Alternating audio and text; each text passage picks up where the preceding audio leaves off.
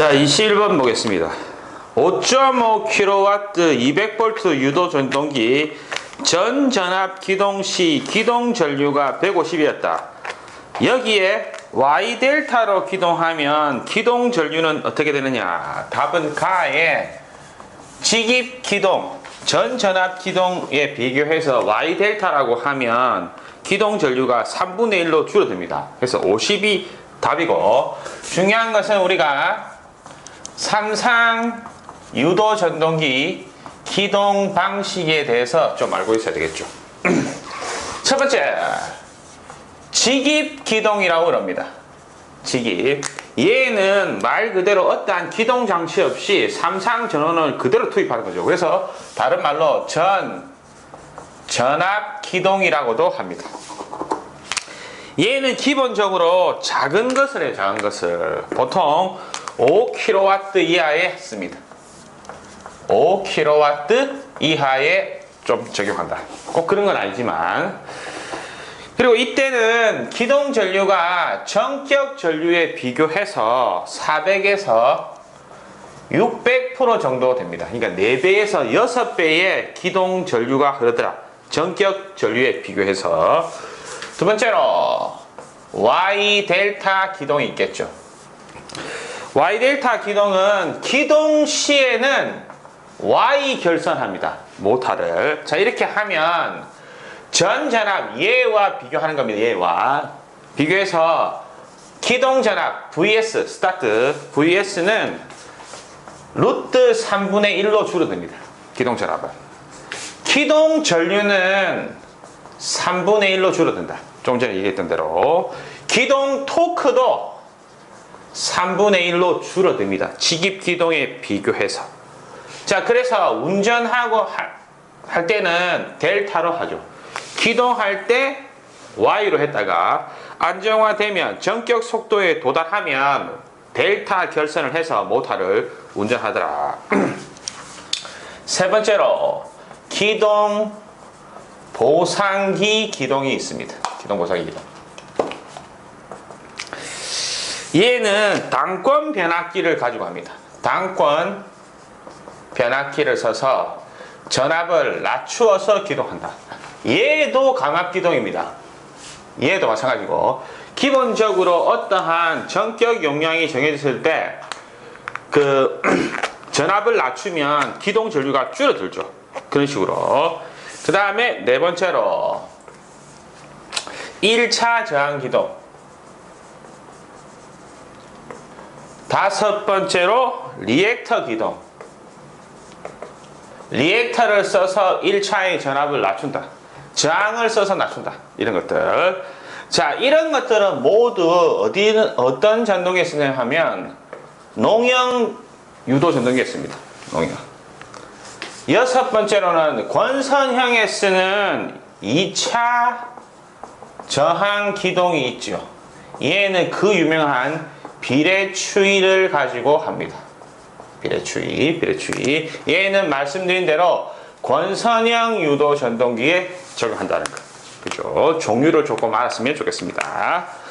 자, 문제는 직입에 비교해서 Y델타 하면 기동 전류는 3분의 1로 줄어드니 150에 3분의 1 곱하면 가에 50이 되겠죠. 22번 갑니다. 변압기의 전연 내력 시험 중 유도 시험에서의 시험 시간은 외웁시다. 답이 가 되시겠네. 자, 변압기 전연 내력의 유도 시험은 원래는 전격 주파수의 2배의 시간으로 합니다. 그래서 얘 2배를 가지고 60초간 이렇게 한다. 근데 주파수가 전격 주파수의 2배를 초과하는 경우에는 60 곱하기 2에서 곱하기 시험 주파수에 대한 전격 주파수 B로 합니다. 이렇게.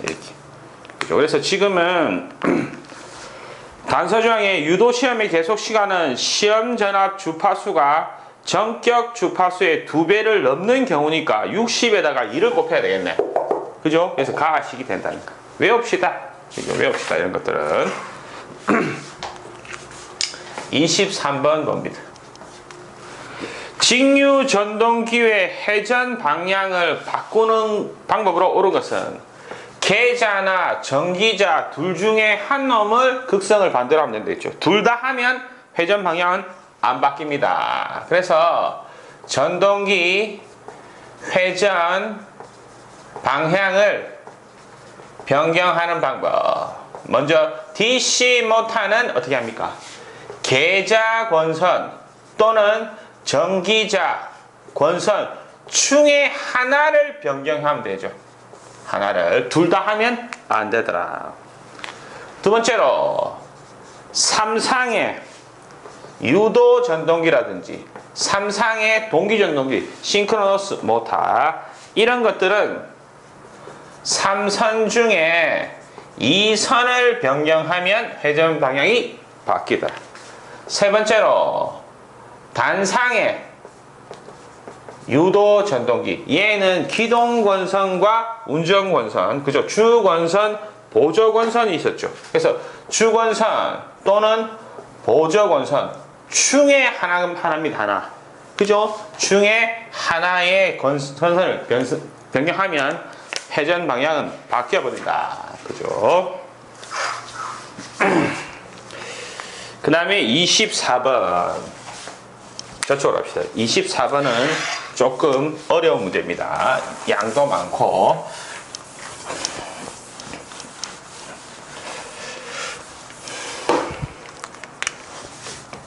(24번) 자, 문제를 보면 출력 12kW 거기에 줄을 긋고 P0라고 쓰십시오. P0가 그 기계적 출력을 말하는데 그냥 출력이라고 합니다. P0. 회전수는 1140rpm. 유도 전동기의 동기와트에 줄을 긋고 P2라 쓰고, 얘는 2차 입력을 말하는 겁니다. 다른 말로 문제처럼 동기 와트라고 부르는 겁니다. 얘가 어떻게 되느냐 알려드린 거죠. 자, 여기서 조금 알아야 될 거. 동기 와트라고 하는 개념. P2. 자, 우리가 앞서서 유도 전동기 회로를 그렸죠. 이 회로는 변압기 회로와 일치합니다. 그리고 유도 전동기에서의 입력과 출력에 관련된 효율 관계에서 설명드린 적이 있습니다.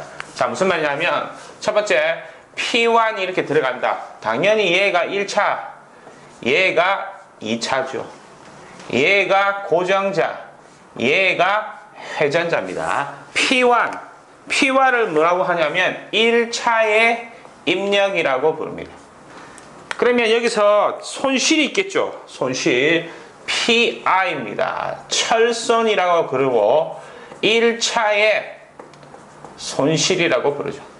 손실을 거치면 이제는 2차 측으로 넘어갈 겁니다. 2차 P2를 2차 입력 동기 와트라고 부르죠. 자, 이렇게 되면 우리는 슬립이 있어서 2차에 동손이 생깁니다. 걔를 뭐 P2C라고 그러죠. 2차 손실 동손이라고 부르는 거. 그죠? 자, 이렇게 거쳐서 가변장 붙이죠. R 붙여서 여기에 우리는 뭘 붙이느냐 하면 기계를 연결할 겁니다. 이제 기계를.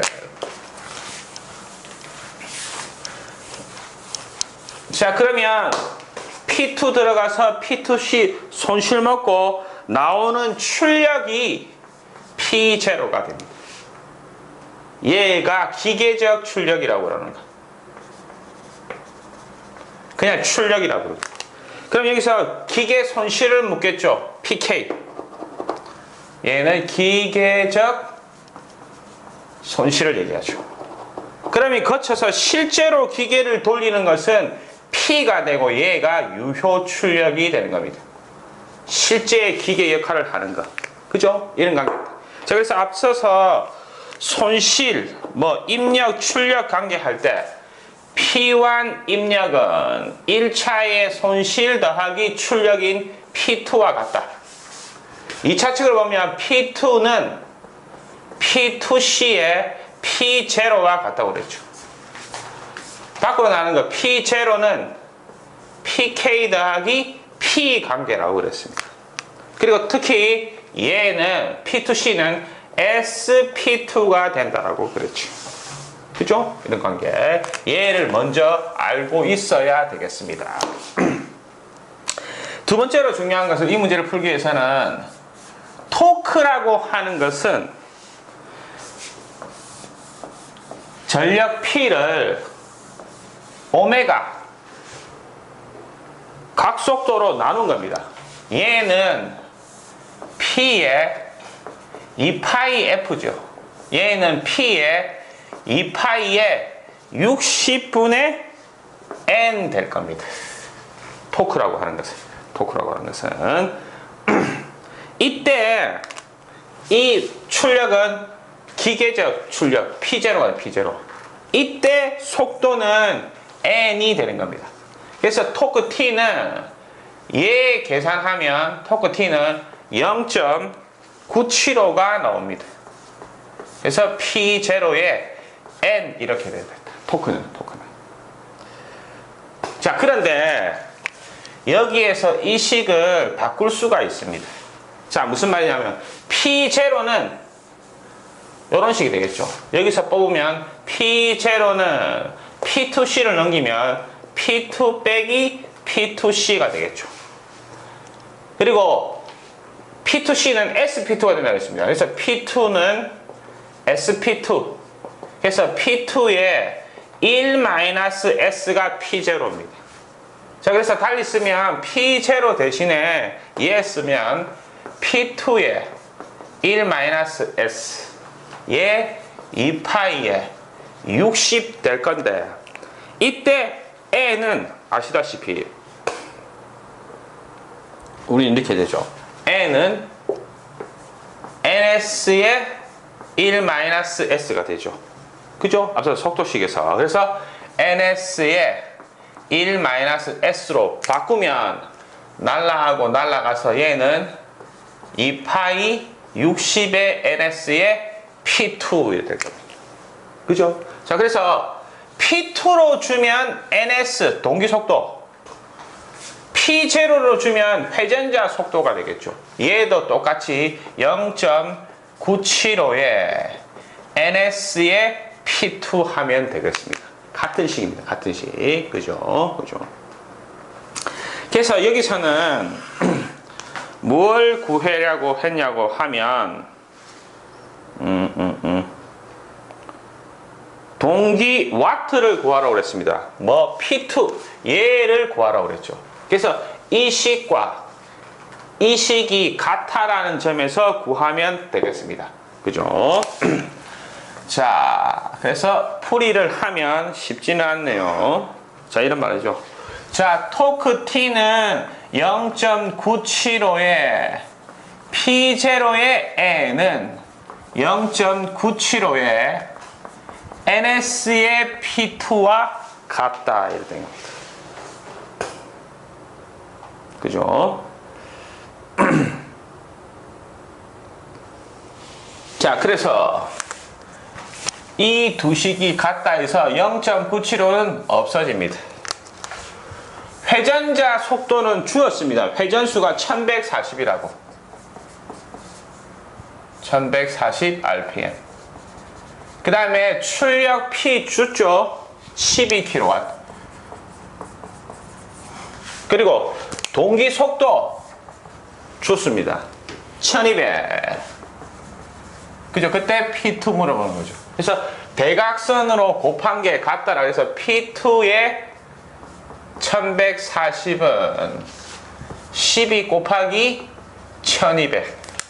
그러면 P2는 넘겨서 12에 1200에 1140 하면 P2가 나올 겁니다. 얼마냐면 약 12.6kW 나옵니다. 그래서 답은 다라고 하시면 되겠네요. 그죠? 그죠? 잘은 나오지 않고 실제로 기능사에서 다루기에는 쉽지 않은 그런 내용이네요. 그죠?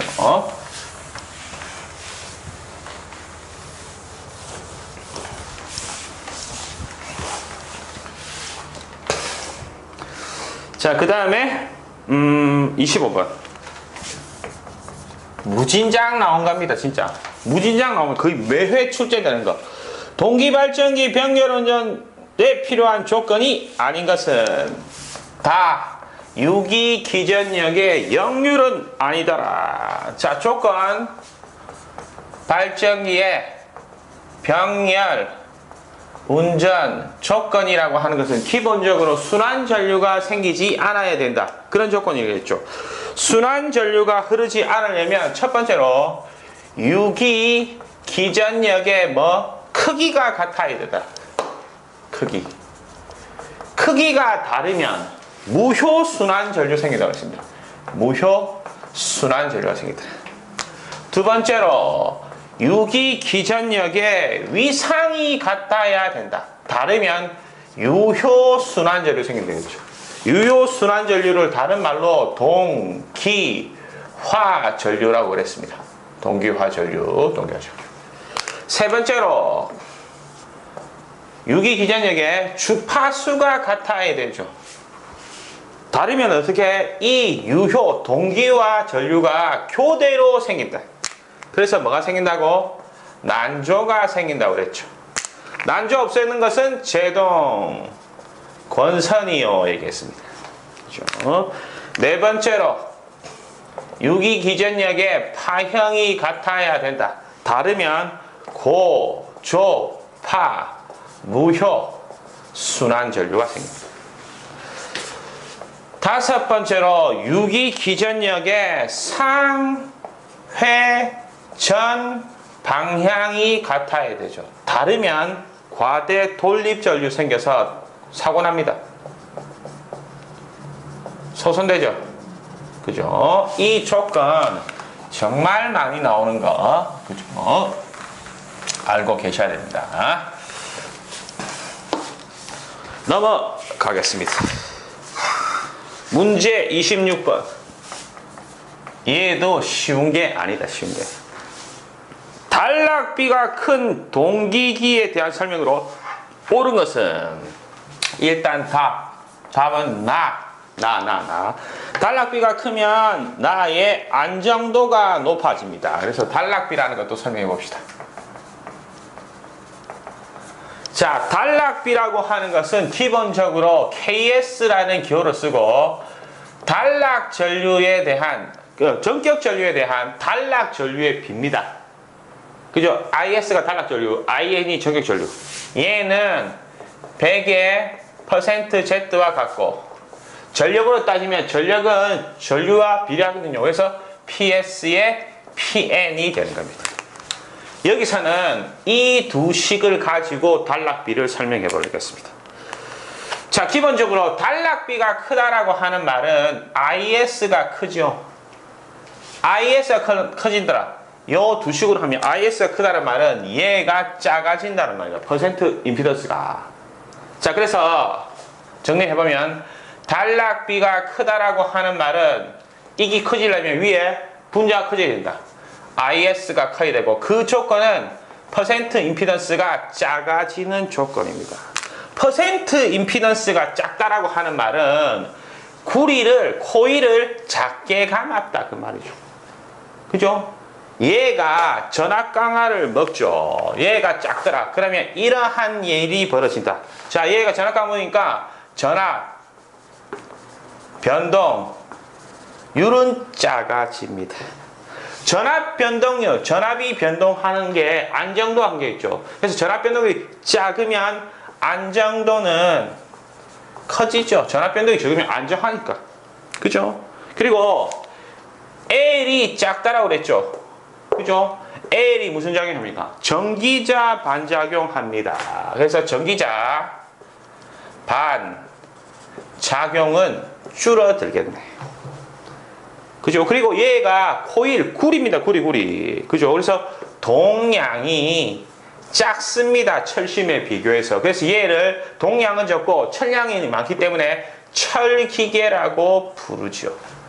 단락비가 큰 기계를. 자, 반대로 해보면, 그죠? 반대로 해보면, 이거와 반대더라. 자, KS가 작다라고 하는 의미는 단락 전류가 작다라고 하는 말이고, 이번에는 반대로 퍼센트 임피던스가 크다라는 말입니다. 그 말은 코일을 많이 감았네 이런 말이죠. 그러면 첫 번째로 전압의 변동률은 뭐? 커집니다. 커져. 반대로 안정도는 나빠지겠죠. 전압 변동이 폭이 크니까. L이 크다. 그러면 전기자 반작용의 영향은 크죠. 그죠? 동량이 많습니다. 동량이 철에 비해서. 그래서 얘는 반대로 동기계라고 부르죠. 동기계. 그죠? 이런 것들 중요한 사항입니다. 중요한 사항. 실제로 기사에서도 엄청나게 많이 나오시는 분들. 점점 많이 알아지고 점점 똑똑해집니다. 우리는 27번 넘어갑니다. 유도 전동기의 슬립을 측정하는 방법으로 옳은 것은 이런 것도 외워야죠. 라를 보면 스트로버법 이렇게 되어 있습니다. 자, 슬립을 측정하는 방법에는 회전계법이라는 게 있고, 그 다음에 DC 밀리 볼트법이라는 게 또 있고, 그 다음에 수화기법도 있습니다. 수화기법도. 그죠? 그리고 스트로버법도 있고, 그죠? 자, 이런 것들은 한번 보고 뭐 넘어가셔도 됩니다. 그죠? 암기성이라 보시면 되겠죠. 문제 28번. 삼상 동기 전동기의 특징이 아닌가. 일단 정답은 라에 공극이 좁음으로 기계적으로 견고하다. 공극이 깁니다. 길어. 그래서 구조가 복잡해지고 이런 것들이 있습니다. 그래서 우리는 이 동기 전동기를 정리를 해봅시다. 동기 전동기. 동기 전동기라고 부르는 이유는 회전자의 속도인 동기 속도로 돌기 때문에 그렇습니다. 아시다시피 동기 전동기는 고정자 있죠. 고정자 여기다 삼상 전원을 투입하면 회전자가 있는데 여기 회전자에는 권선을 감아서 뭐 별도의 DC 전원을 넣습니다. 계좌에는. 자, 그래서 이분의 특징은 동기 속도로 회전합니다. 그래서 회전 속도가 거의 일정하죠. 동기 속도로 회전하기 때문에. 그죠? 그래서 얘는 이러한 원리 때문에 효율이 아주 좋습니다. 효율이 매우 높다. 다른 것들에 비해서. 세 번째로 우리가 저게 뭡니까? 동기 전동기는 동기 조상기로 쓰죠. 동기 조상기가 무슨 역할? 역류를 조정하는 겁니다. 그래서 역류를 개선할 수도 있겠더라. 네 번째로 얘는 그런데 난조가 있더라. 난조가 뭡니까? 자, 동기 전동기가 동기 속도로 회전하다가 여기 부하가 급변했네. 그죠? 그러면 동기 속도가 벗어난 비동기로 됩니다. 그랬다가 알아서 다시 동기로 다시 갑니다. 이때 과도적 진동이 생기죠. 걔를 난조라고 그런다. 난조를 조지는 방법은 제동권선이요 얘기를 했죠. 그죠? 잘 나오는 거. 다섯 번째로 얘는 유도 전동기에 비교해서 기본적으로 구조가 복잡합니다. 구조 그렇게 복잡해요. 그래서 보수가 곤란하고 고가입니다. 고가. 특히 공극의 길이는, 그러니까 계좌와 계좌 사이, 뭐 이런 거, 극과 극 사이 공극의 길이는 길더라. 좁은 게 아니고, 그죠? 그래서 답은 라번이라고 보시면 되겠습니다.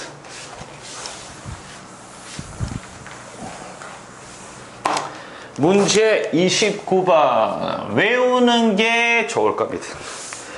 애벌런처 항복 전압은 온도 증가에 따라 어떻게 변화하느냐. 온도가 증가하면 커진다, 이런 말이죠. 자, 앞서서 우리 반도체 스위칭 배웠습니다. 반도체의 스위칭에 관련해서 배웠죠. 자, 첫 번째로 이런 말. 자, 원자는 양성자와 중성자로 된 핵 있고 외곽에 전자가 존재합니다.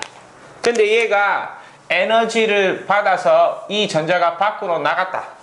그러면 마이너스가 하나 없어졌죠. 그럼 얘가 플러스가 되죠. 그죠? 그래서 얘를 전자가 튕겨나와서 빈 공간을 전공이라고 그랬습니다. 그래서 얘는 플러스 극성을 취하고 얘는 마이너스 극을 취한다고 그랬죠. 그죠? 그리고 이런 거 배웠대. PN 접합에서 순방향 바이어스, 역방향 바이어스 배웠죠. 자, 우리가 PN을 그냥 붙여두면 외부에 전원 없이 얘 P, 얘 N 반독체. P는 뭐 플러스가 다수라고 그랬습니다. N은 마이너스가 다수라고 그랬죠. 그래서 놔두면 이렇게 서로 중간에 서로 플러스 마이너스 당겨서 중성대, 공픽층, 그 다음에 전위, 장벽이라고 부르는 것들이 생깁니다. 예, 전기 안 통합니다. 안 통해요. 여기에 전기를 통하려고 하면 뭐 순방향 바이어스 전압을 걸어라. 어떻게? PN이면 여기에 플러스, P가 플러스니까 여기에는 마이너스 걸으라고 그랬습니다. 그러면 뭐 붙이면 여기 플러스 있고 여기 마이너스 있는데 얘 플러스가 얘 플러스 밀죠. 이리로 가면 여기 마이너스가 얘 마이너스를 밀죠. 튕겨나간대. 자, 그러면 얘가 ON이 된 겁니다. 순방향 바이어스. 근데 반대로 역방향 바이어스, 여기 P, 여기 N 플러스 있고 마이너스 이렇게 붙어서 중성대를 형성하는데 이번에는 역방향 바이어스니까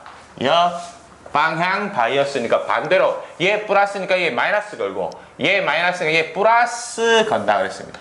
자, 그러면 얘 플러스가 얘 마이너스를 당기죠.